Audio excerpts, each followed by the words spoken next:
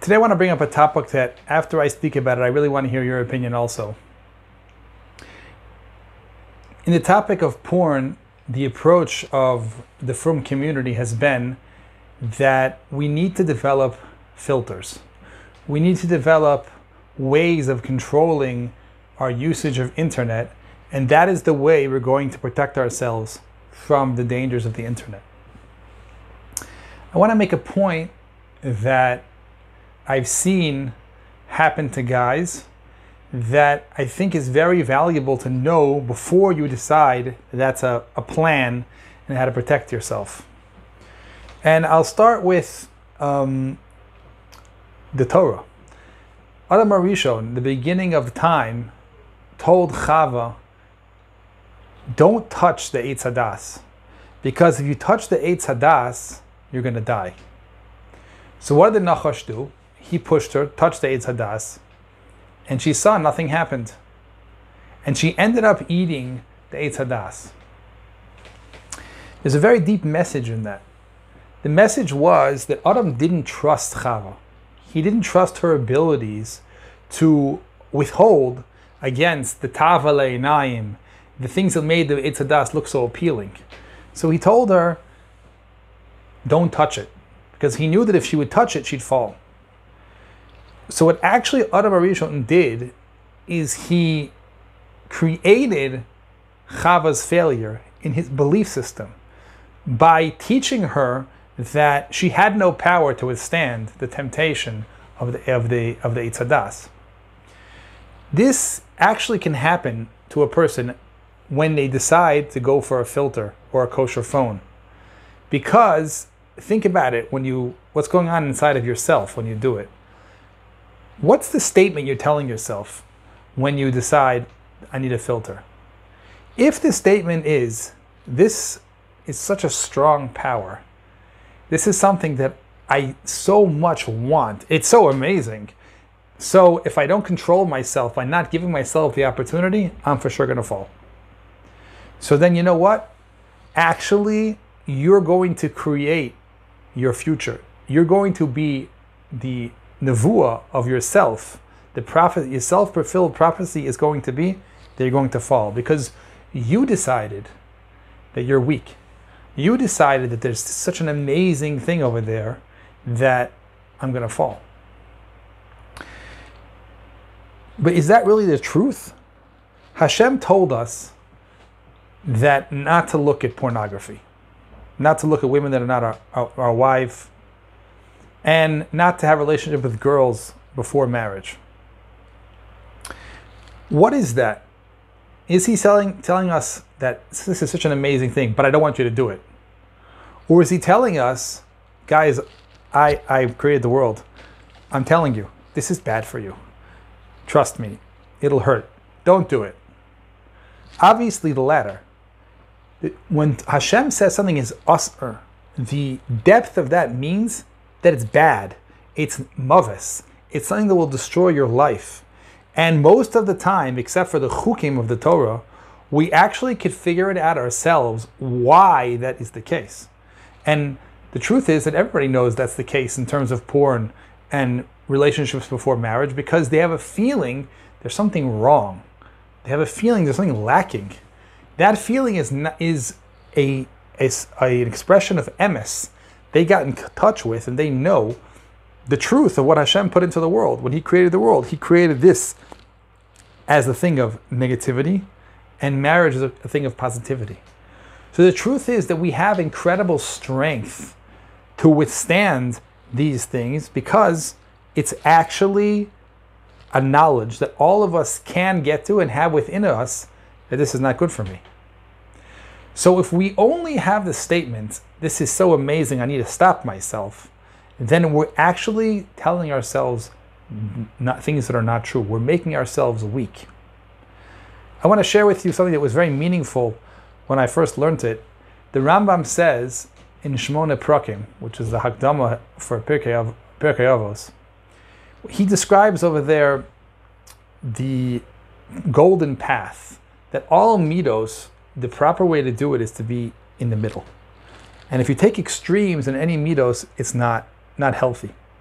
And actually the golden path, the middle way, always is all-inclusive, both extremes. So he says something fascinating about fear. He says fear, there's extremes. The person who is afraid of everything, so he is one extreme. On the other extreme is the person who takes risks, and he risks his life. He's moser atzmo lesakanot. And the middle is the person who's a gibor. What makes a person a gibor? That he takes the fear, and he's wise about the fear, never puts himself in danger, because he uses the fear to direct him to be powerful, to know when he can fight and what he can do well in the world. I think this should be a direction on how we use filters. If what's going on inside of ourselves is fear, is the person who's thinking, I can't function in this world.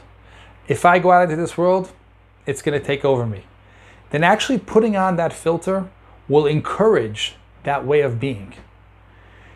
I think that before a person should put on a filter, they should first go inside and know whether or not they think they can win the battle. Whether or not they know that if they were presented with the porn site, they were presented with the girl, what could they do? And spend time getting clear, do I want this or not want this? Getting strength and coming to a conclusion where you actually are now no longer scared because you've taken everything into consideration. You've thought about all the possibilities and you said, oh, I know what I want. This I don't want, and I can beat it. Then, after you get to that place of strength, you can decide to put on a filter, because a filter is a way of not saying, I can't do it. Of course, if I get put in that position, I'll beat him up. No problem. But why should I waste my time and effort in always fighting? Why should I always be constant in a vigilance and maybe actually get hurt in a battle? It's much easier not to fight sometimes. But of course, I always have in my back pocket that if I want to fight, I'm going to beat my Yetzer to smithereens, because I know the truth and I'm strong. In that situation, the filter doesn't teach you any negativity. It actually teaches you what the point is, that you're strong, but why should I fight every day? This is a healthy way, I think, to use a filter. And I think that if we run and don't build our strengths, we actually making ourselves much weaker than we would have even not having a filter. And yes, when you're not having a filter, you're in grave danger. But it's imperative that you know your strengths and not limit yourself, because if you limit yourself, eventually your filter is not going to work. Eventually there's going to be certain things you're going to present it to you, certain situations you can have a filter, certain sites you can't filter, certain things. The world is inundated with so many opportunities for nisyonos. And that's not an accident, because Hashem wanted us to grow. He wanted us to become a gibor. He wanted us to become the midos of bris. The midos of bris is not running away. The midos of bris is connectivity, is knowing what you want, is going after your marriage, is going after your life with your wife eternally, with eternal bliss. That's bris. Once I have that very clear what I want, then I can be shomer my bris, and I can put filters, or I can put other things like shmiras einayim in place. But first and foremost, you have to know what you want and that you're strong enough to get it. And anything else, teaching yourself a different idealism, will make you weak and not successful. Really, this is an incredible lesson, in my opinion, about every action we do, that the first thing we need to check is not, is the action good or bad, but what are the midos behind that action? Because if the midos behind an action are negativity, are things that are destructive to ourselves, and the action, even though it looks good, is actually bringing out that destructive quality. I'll give you an example. Learning Torah. Learning Torah is unarguably a great thing, right? Well, the Gemara in Bracha says that if a person learns Shalom Lishma, which the Mefarshim explain means that he's almanas lekanter, that he is learning in order to be smarter than other people, to put other people down, then that Torah, it's better that he wouldn't come into the world to learn that Torah. It means every time he learns, what's happening is the reason behind him doing it, the midah behind it, gets stronger. He becomes a worse person, a person who wants to hurt people more. He wants it better than other people more and more and more and more. That person becomes a person, his Torah is destructive to him.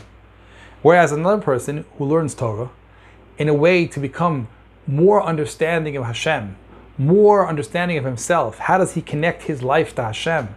How does he become more holy? How does he make his life more enriched with mitzvos? And that person, every day the Torah is an amazing thing.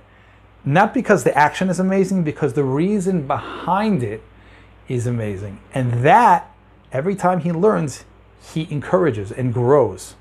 So in every decision we make, whether it's filters or whether it's learning or whatever it is, we always have to ask ourselves the question, what's the midah?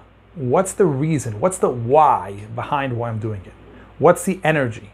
That energy is really the essence or the kavanah of that action. And if the kavanah is good, then the action is also amazing. If the kavanah is not good, then even if the action looks like it's amazing, it really isn't. I would appreciate if you would share your opinion with us in the description box, in the comments. I really want to hear what you guys have to say about this question about filters. Did you find it positive for yourself? Do you find it negative for yourself? Somewhere in the middle? Together we can grow and we can actually make a great change in ourselves and in the whole world. Thank you very much for subscribing. It makes a big difference because this message gets around to the whole world.